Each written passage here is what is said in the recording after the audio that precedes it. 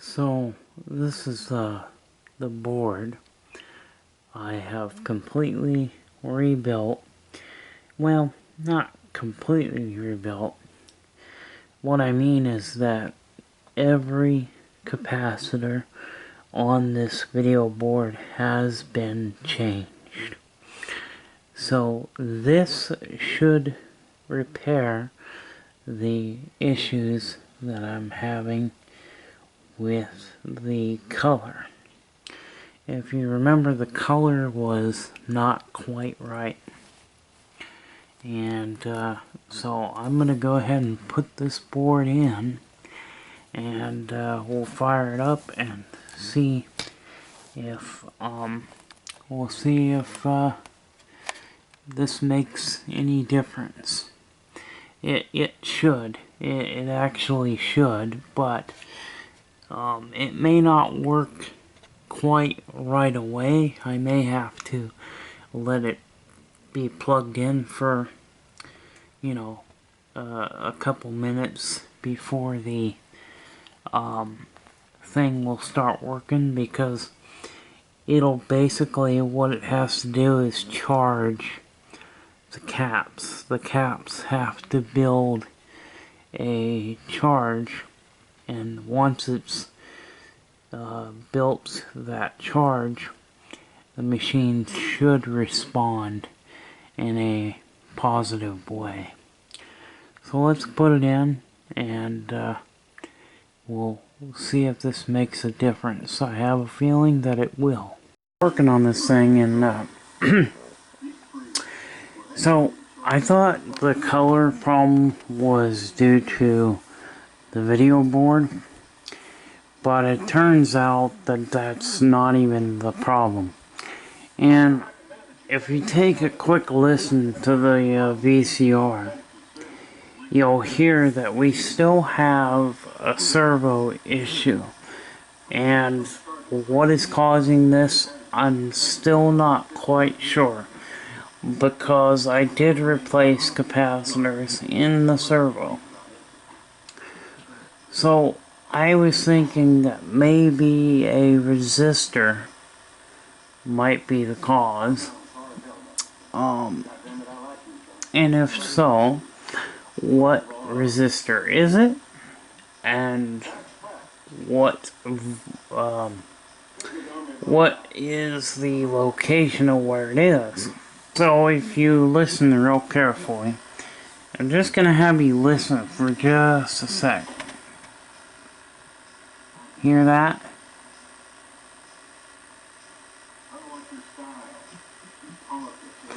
Either the, you can hear it, it's going wheel.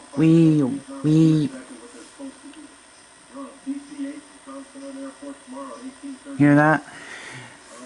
I am kind of wondering if maybe there's a bad, it could also be a bad bearing in the motor, the drum motor, because I can hear it now. This particular video drum,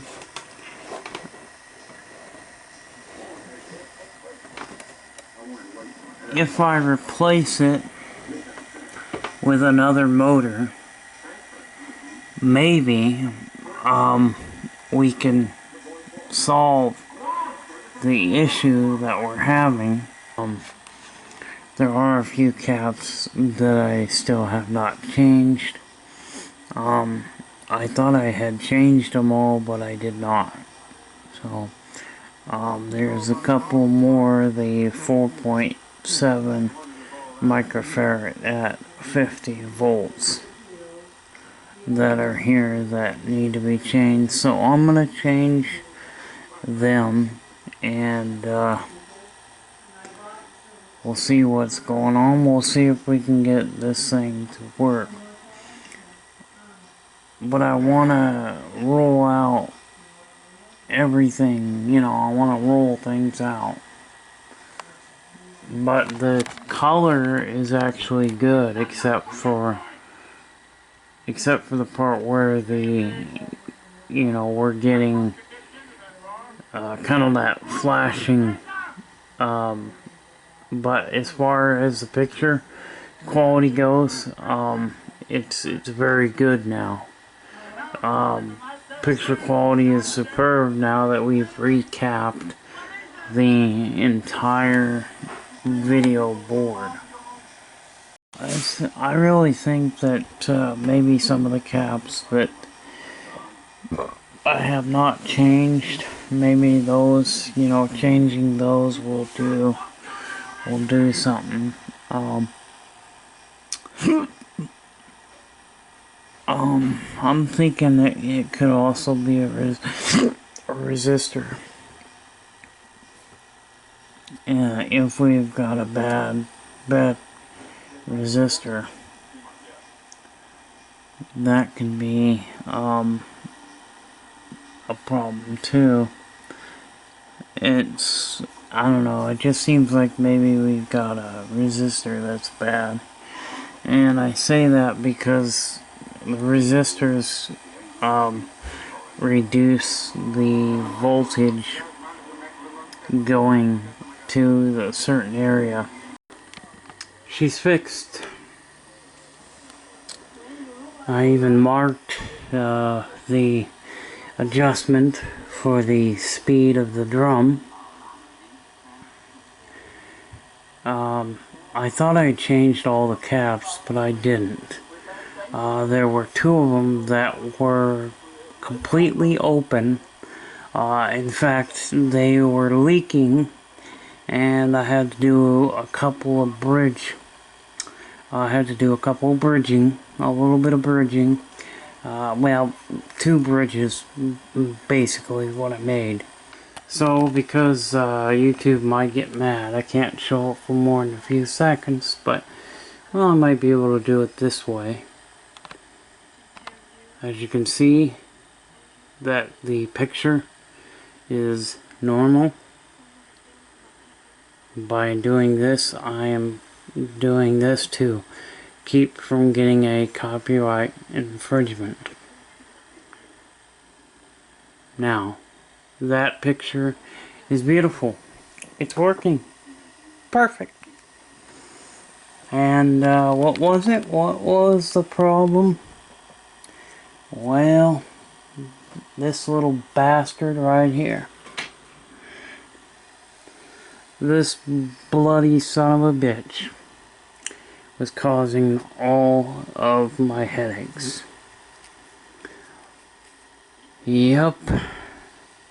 All the trouble I went through, and this is the one that I didn't replace. Because for some reason, well, there was another one too that was low on the ESR, but this was actually the main problem right here. This is a 10 volt capacitor at 220 microfarad. Now I put this thing in and it still was having trouble, and I knew it was still going to have issues, okay? Because when you do replacement caps, when you change out capacitors on the servo board, you have to make adjustments. Well guys, I'm happy to say that this thing is working. I fixed it. It's working. It's perfect. The picture quality is now very beautiful because we've replaced every electrolytic on the video board. Replaced every capacitor on the servo board. There were two capacitors that were bad, that I thought I had changed all the caps, but I didn't. There was two of them that I found that I didn't change, and they were registering. The one was completely open, and the other one was registering low on the ESR. So, changing those out. Now that still didn't get the problem resolved. I had to do an adjustment on the speed of the head drum. the head drum was not running at the right speed, causing the color problems because it was drifting in and out of sync. So as you can see, that the picture is now beautiful, and I'm gonna put my hand up there because I don't want to get hit with a copyright. But as you can see, the picture is beautiful. The color is crisp, sharp. The image is beautiful. Now, the next thing that I want to do is I'd like to be able to get that beta HiFi going, that NEC beta HiFi that I got. But that picture is beautiful. Nothing wrong with that picture. Nothing at all. So I marked the one that needed to be changed. So, I mean, not changed, but, well, turned, adjusted, not changed. Adjusted is the correct word I want to use. What I did was marked the home position on these switches, then turned the individual ones that would give me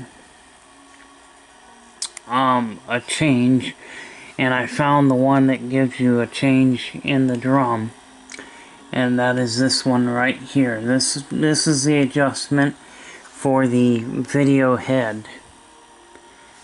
So now I'm going to be able to put this thing back together and start putting it in service, and this machine can now be put into my library collection of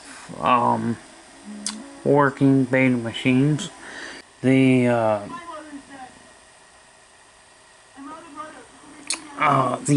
board, what I'll have to do is get some zip ties and get these wires zip tied into place, because these wires can actually, when this board is being put back into its place, these wires can touch the motor. So that's why they have a plastic shield. That just now occurred to me. Just now finally realized why they have a shield plate on the video head and the capstan motor.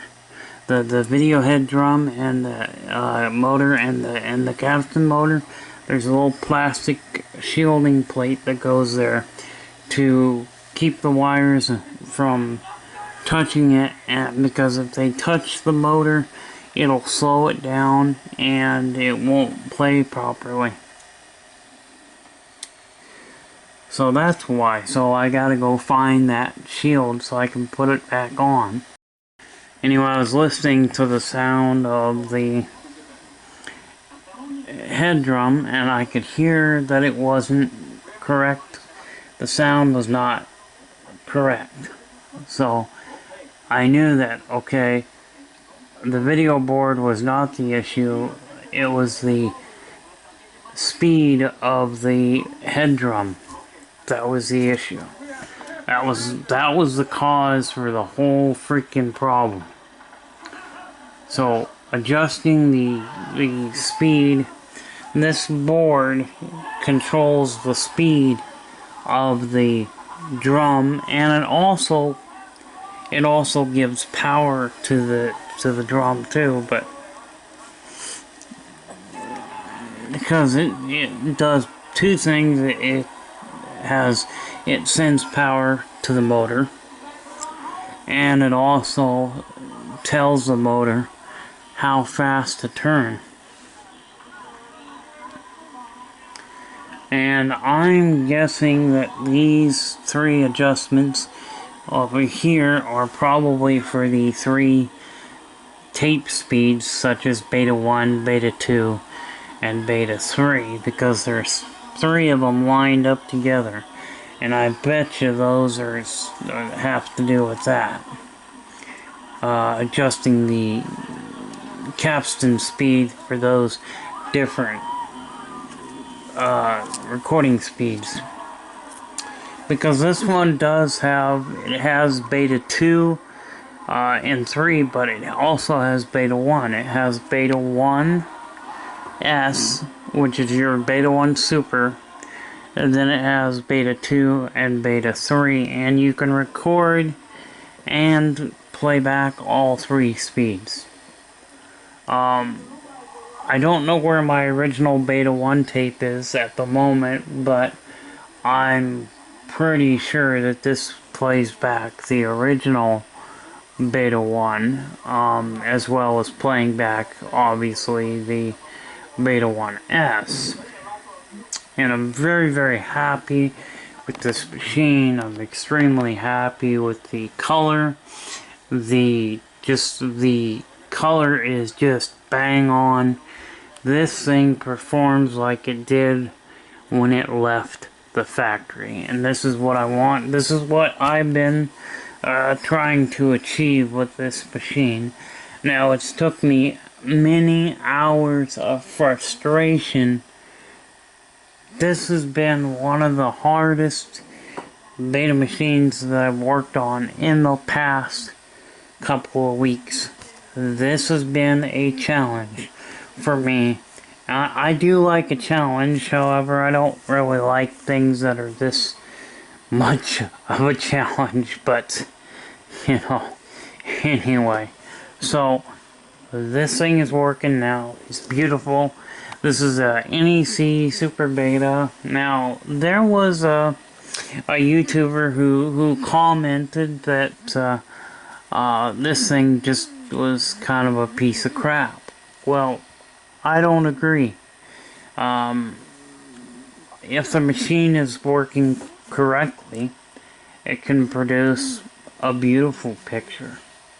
And I think that the mechanics of this machine, yes, it's a little bit more involved than Sony, because Sony used a lot of direct drive motors. You know, obviously these are Sony parts. I mean, that's the video head's made by Sony, the capstan is made by Sony, some of the solenoid switches are Sony's, the Hall effect device for the real table motor is a Sony.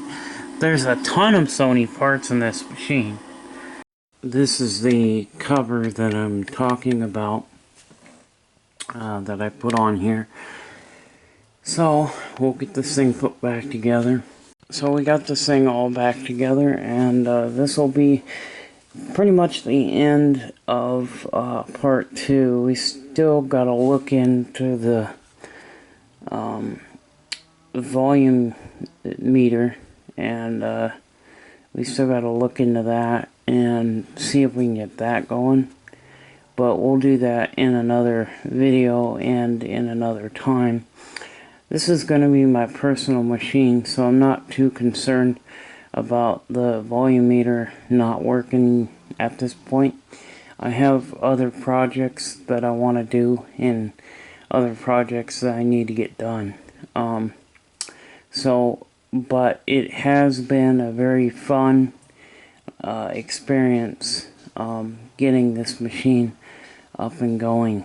So I'm very happy with it. I'm happy with the performance of this thing, because it now works like it's supposed to, and it has the Beta 1S, which is what I like. And I'm gonna put it to Beta 1.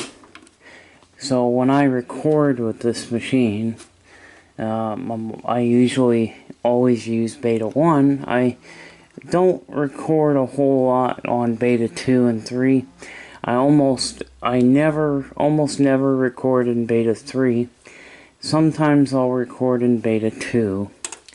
but a lot of the times my recordings, I make them in Beta 1S. So I always need machines that can play back that speed, and this is one of those machines. So it can record now and play back, and it works beautifully. So anyway, this will be the end of part 2, and I will see you in the next Betamax video. Bye bye.